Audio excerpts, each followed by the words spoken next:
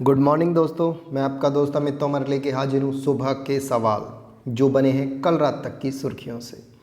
आज तारीख है 25 अगस्त 2020। दैनिक समसामयिकी सभी प्रतियोगी परीक्षाओं के लिए, फिर चाहे आप एसएससी, बैंकिंग, रेलवे, पुलिस, किसी भी कॉम्पिटिटिव एग्जाम की तैयारी कर रहे हो जहाँ current affair with static GK पूछा जाता है, तो आप एकदम सही जगह पर हो। दोस्तों, आज का सेशन स्टार्ट करने से पहले लेते हैं कल की क्लास का अभ्यास प्रश्न जो था उसका आंसर क्या है। कल की क्लास का जो अभ्यास प्रश्न था हमारा वो ये था, किस राज्य सरकार ने अपना नया लोगो लॉन्च किया है। तो दोस्तों, मैं आपको बता दूं कि झारखंड सरकार ने अपना नया लोगो लॉन्च किया है। आपको याद रखना है, झारखंड सरकार ने अपना नया लोगो लॉन्च किया है। ठीक है, चलिए बढ़ते हैं आज के सेशन की तरफ, देखते हैं आज कुछ क्या है नया। पहला सवाल है आज का, भारतीय रेलवे में कितने high speed Vande Bharat express ट्रेनों के टेंडर को रद्द किया है। तो दोस्तों, यहाँ आपका जो राइट आंसर होगा वो होगा 44। भारतीय रेलवे ने 44 Vande Bharat high speed train, जो वंदे भारत है भारत की एक्सप्रेस, उसके 44 ट्रेनों के टेंडर को रद्द किया है। ठीक है, क्या है ये पूरा मामला, आइए जानते हैं। दोस्तों, भारतीय रेलवे ने 44 high speed Vande Bharat express ट्रेनों के निर्माण के लिए टेंडर जारी किया था, लेकिन उस टेंडर को अब रद्द कर दिया है। उस रद्द करने का जो कारण है वह क्या है? रद्द करने का कारण है कि इस टेंडर में चीनी कंपनियों के बढ़ते वर्चस्व के कारण, यानी इस टेंडर में सबसे ज़्यादा जो टेंडर था वो चीनी कंपनियों के पास था। ठीक है, इन चीनी कंपनियों के प्रभाव को, इस वर्चस्व को खत्म करने के लिए इस टेंडर को रद्द किया गया है। ठीक है, क्योंकि टेंडर लेने में सबसे आगे कौन सी कंपनियां थी? चीनी कंपनियां थी। चेन्नई में स्थित रेलवे की इंटीग्रल कोच फैक्ट्री 10 जुलाई को 44 high speed Vande Bharat express ट्रेनों के लिए टेंडर जारी किया था। 10 जुलाई को ये 44 ट्रेनों के लिए टेंडर था, जिसे अब रद्द कर दिया गया है। तो आपको ये याद रखना है किस लिए रद्द किया है, कि इसमें चीनी कंपनियां जो थी टेंडर में सबसे आगे थी टेंडर लेने में, इसलिए इसे रद्द कर दिया है। ठीक है दोस्तों, चलिए बढ़ते हैं अगले प्रश्न की तरफ।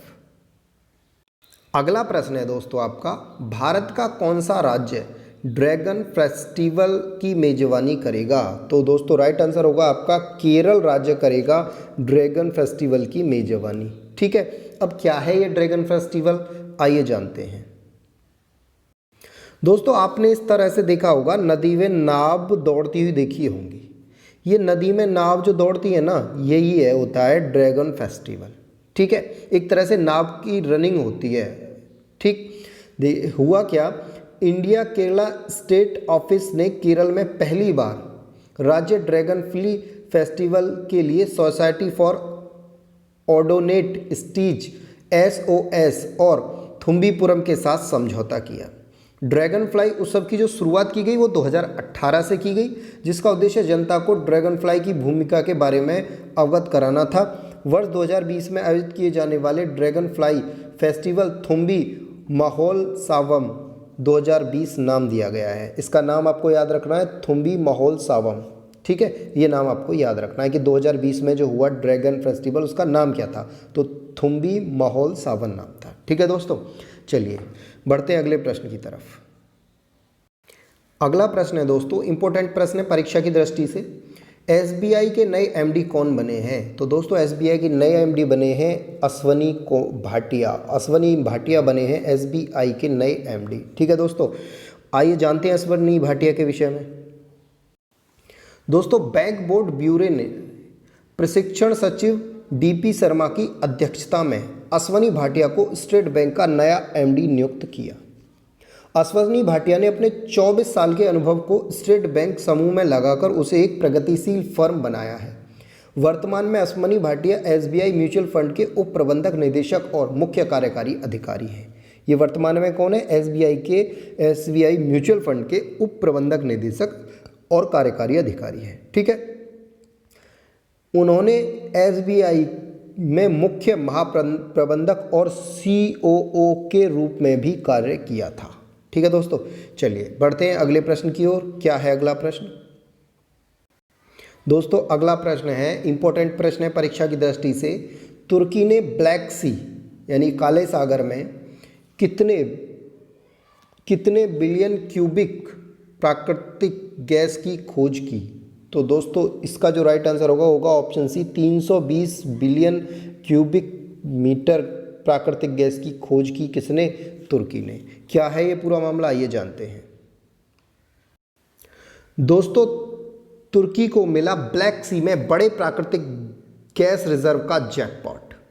तुर्की ने ब्लैक सी में 320 बिलियन क्यूबिक मीटर के प्राकृतिक गैस संसाधन की खोज की है। अब तुर्की को इससे फायदा क्या होगा? तुर्की जो अभी तक ऊर्जा के लिए अन्य देशों पर निर्भर करता था, उस अन्य देशों से उसकी निर्भरता कम हो जाएगी।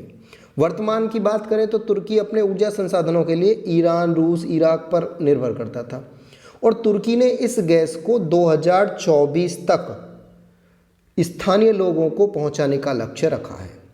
हाल ही में नाटो सहयोगी ग्रीस देश और तुर्की के बीच चल रहे तनाव में यह खोज काफ़ी अहम है। यानी तुर्की और ग्रीस के बीच थोड़ा तनाव चल रहा है, उसके बीच इस गैस की खोज बहुत ही महत्वपूर्ण है। किसके लिए? तुर्की के लिए। ठीक है दोस्तों, चलिए बढ़ते हैं अगले प्रश्न की तरफ। दोस्तों अगला प्रश्न है, किस देश की सेना ने चीनी नेविगेशन प्रणाली BEIDOU का उपयोग करने की घोषणा की है? तो दोस्तों राइट आंसर होगा पाकिस्तान। पाकिस्तान ने चीनी सेना की जो प्रणाली है, जो नेविगेशन प्रणाली है, उसका प्रयोग करने की घोषणा की है। क्या है ये पूरा मामला, आइए जानते हैं। दोस्तों पाकिस्तानी सेना ने सैन्य और नागरिक देशों के लिए चीनी होमग्रोन नेविगेशन सिस्टम का उपयोग करने की औपचारिक घोषणा की। इसी के साथ चीनी सैटेलाइट नेविगेशन ऑफिस CSNO ने BEIDOU को पाकिस्तान में सतत संचालन रडार स्टेशन CORS नेटवर्क स्थापित करने पर सहमति व्यक्त की है। यानी चीन का रडार नेटवर्क स्थापित होगा कहाँ? पाकिस्तान में। ठीक है, ये जो योजना है BEIDOU सिस्टम जो है पूरी तरह से 3 अगस्त को फंक्शनल हो जाएगा। यानी 3 अगस्त को पूरी तरह से फंक्शनल हो गया। पाकिस्तान ने अमेरिका और ग्लोबल पोजीशन सिस्टम GPS पर निर्भरता को कम करने के लिए, यानी पाकिस्तान क्या करता था? पाकिस्तान था अमेरिका पर निर्भर करता था अपने GPS सिस्टम के लिए। इस सिस्टम को कम करने के लिए, जो अमेरिका पर उसकी निर्भरता है उसको कम करने के लिए इस सिस्टम का प्रयोग या उपयोग किया है। ठीक है दोस्तों, चलिए बढ़ते हैं अगले प्रश्न की तरफ। दोस्तों अगला प्रश्न है, ब्रिटेन ने किस प्रसिद्ध व्यक्ति के सोने के चश्मे को 2 करोड़ 55 लाख में बेचकर सभी नीलामी रिकॉर्ड तोड़ दिए हैं? तो दोस्तों ये चश्मा है गांधी जी का। ये गांधी जी का चश्मा था जिस पर सोने का एक तरह से कह सकते हैं ना कवर चढ़ा हुआ था चारों तरफ से। उसकी नीलामी हुई और उस चश्मे की जो नीलामी हुई वो हुई 2 करोड़ 55 लाख में। ठीक है दोस्तों, इस चश्मे को लगभग 1900 के दशक का ये चश्मा है जिसकी इतनी बड़ी नीलामी की गई। उम्मीद से ज़्यादा नीलामी हुई इसकी। ठीक है दोस्तों, चलिए बढ़ते हैं अगले प्रश्न की तरफ। अगला प्रश्न है आपका, वर्ष 2020 का USI SPF लीडरशिप अवार्ड किसने जीता है? तो दोस्तों यहाँ आपका राइट आंसर होगा आनंद महिंद्रा ने जीता है ये अवार्ड। क्या है पूरा मामला, आइए जानते हैं। दोस्तों US India strategic partnership form USISF ने 31 अगस्त से तीसरे वार्षिक नेतृत्व शिविर सम्मेलन के दौरान US India week navigating new challenges शीर्षक पुरस्कार प्रदान किया। US भारत विपक्ष के संबंधों को बढ़ावा देने में मदद के लिए महिंद्रा समूह के अध्यक्ष आनंद महिंद्रा और अडोब के अध्यक्ष शांतनु नारायण को 2020 का लीडरशिप अवार्ड दिया गया। इस कार्यक्रम का समापन जो होना है वो 3 सितंबर को होना है, जिसमें कुल 21 फॉर्च्यून कंपनियों के 500 से अधिक CEO और वरिष्ठ अधिकारी हिस्सा लेंगे। ठीक है दोस्तों, कहने का मतलब जो दूसरे देशों के साथ जिनके जो संबंध को बढ़ावा देते हैं, कहने का मतलब ये है मेरा, उनको जो बढ़ावा देते हैं दूसरे देशों के साथ संबंध को, उनको ये अवार्ड दिया जाता है। ठीक है दोस्तों, चलिए बढ़ते हैं अगली खबर की ओर। दोस्तों अगला प्रश्न इंपॉर्टेंट प्रश्न है, किस कंपनी ने दुनिया की सबसे तेज चार्ज होने वाली इलेक्ट्रिक कार बनाने का दावा किया है? तो दोस्तों राइट आंसर होगा लूसिड मोटर्स ने किया है ये दावा। क्या है ये पूरा मामला, आइए जानते हैं। दोस्तों लूसिड मोटर्स ने दुनिया की सबसे तेज चार्ज होने वाली अपनी पहली कार एयर 9 को सितंबर में लॉन्च करने की घोषणा की। उन्होंने कहा कि यह कार मात्र 20 मिनट चार्ज करिए आप इसे और फिर आप आराम से 400 किलोमीटर दूर तक जाइए, यानी केवल 20 मिनट चार्ज करना और 400 किलोमीटर दूर तक जा सकती है यह कार। लूसिड मोटर्स का यह भी दावा है कि उनकी lucid air electric car 1 minute charge होने पर 32 किलोमीटर जाएगी, यानी केवल आप 1 मिनट चार्ज कर लीजिए और 32 किलोमीटर तक चल सकती है कार को तेज़ी से चार्ज करने के लिए इसमें 900 वोल्ट चार्जर का इस्तेमाल किया गया है, जो कि 300 किलोवाट से ज़्यादा का पीक चार्जिंग रेट देता है। ठीक है दोस्तों, चलिए बढ़ते हैं अगली खबर की ओर। दोस्तों अगला प्रश्न है, किसने भारत में लोगों को नौकरी तलाशने में मदद हेतु कोरमो जॉब्स ऐप लॉन्च किया है? तो दोस्तों ये ऐप लॉन्च किया है गूगल ने, यानी अब आप घर बैठे कहीं भी नौकरी तलाश सकते हैं भारत में। ठीक है, घर बैठे आप अपने आप नौकरी तलाश कर सकते हैं। ठीक है दोस्तों, चलिए बढ़ते हैं अगले प्रश्न की तरफ। अगला प्रश्न क्या कहता है, किस राज्य ने अपने 5 प्रमुख शहरों में 70 से अधिक मंजिला इमारत बनाने को मंजूरी दी है? तो दोस्तों वो राज्य है गुजरात। गुजरात राज्य ने अपने प्रमुख 5 शहरों में 70 से अधिक मंजिला इमारत का निर्माण आप कर सकते हो, इस बात को मंजूरी दी है।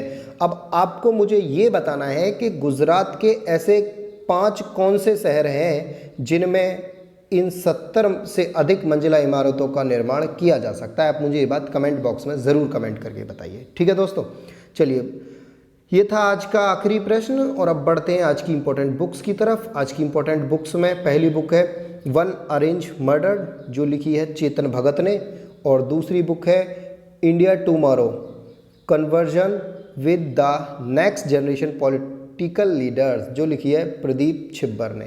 दोस्तों दोनों ही किताब परीक्षा की दृष्टि से महत्वपूर्ण है। चलिए चलते हैं आज के अभ्यास प्रश्न पर, और आज का अभ्यास प्रश्न है, जम्मू कश्मीर राज्य के मुख्य निर्वाचन अधिकारी के पद पर किसे नियुक्त किया गया है? तो दोस्तों जिग्नेश मिश्रा, विभूषण मान, हृदेश कुमार, विनोद पाल।